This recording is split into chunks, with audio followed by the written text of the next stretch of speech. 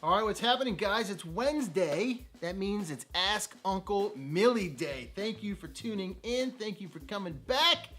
How are you? It's good to see you. It's good to be here in the barn. It's a hot one today. If you're on the East Coast, it's muggy. It's wet up here in New England. Nasty stuff. Listen, I'm getting old. Before we get to the question of the day, I'm getting old, man.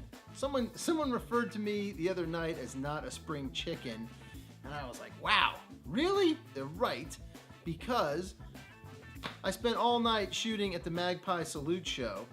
Had a great time, by the way. Awesome people, awesome dudes, awesome crew. But I'm sore. I'm actually sore. My quads are sore from like squatting and getting the cool shots.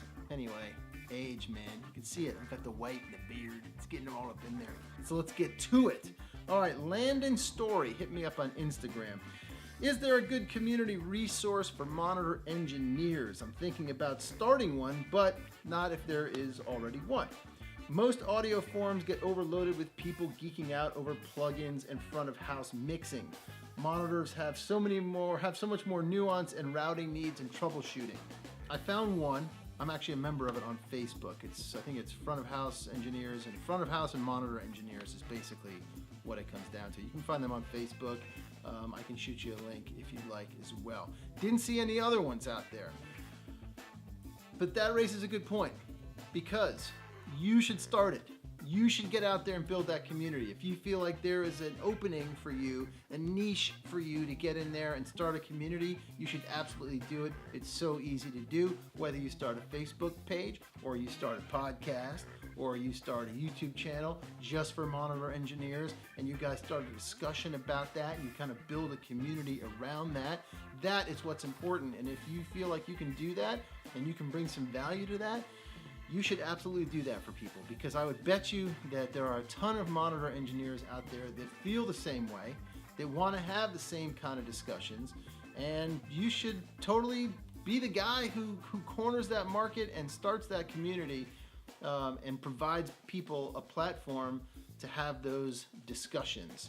It's super easy to do. And look, if 50 people are your members, great. You're providing value for each other.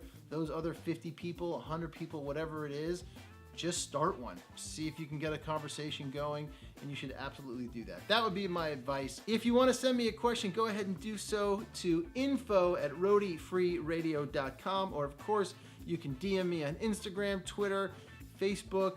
You can even hit me a question up on SoundCloud, or right here, leave one in the comments below. Let me know what other kind of stuff you'd like to see on this channel. Still building it, still finding it, and I'm having a good time doing so. Wanted to leave you with one last thing. Two last things. One, if you have not caught this week's episode, we've got a killer episode with Miss Amanda Davis, front of house engineer for Janelle Monáe and Tegan and Sarah.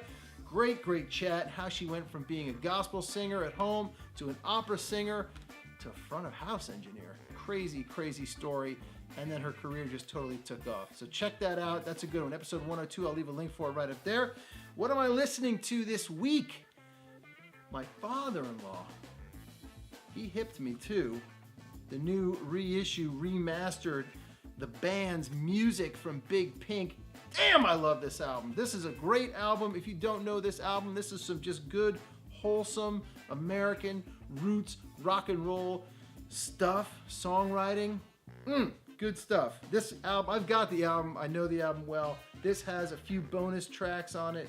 And I gotta tell you, one of my standouts, first track leading it off is Tears of Rage. It's actually a Bob Dylan tune, but these guys covered it. This is when they were all living together up in Big Pink. You can see the little Big Pink house right there in Woodstock, New York, and crafted this masterpiece. This actually changed Eric Clapton's career right here, this album, Bingo Bango. All right, I'll leave a link for this in the description below. Thank you guys for stopping by. Don't forget, every Wednesday, Ask Uncle Millie. Get your questions answered. Every Monday, we got a fresh new episode of Roadie Free Radio coming out. The podcast that takes you behind the scenes of the music and film industry. All right? Listen, guys, be safe. I gotta get my rain jacket back on, get back out there and do some chores. All right? See you soon. No roadies, no rock and roll.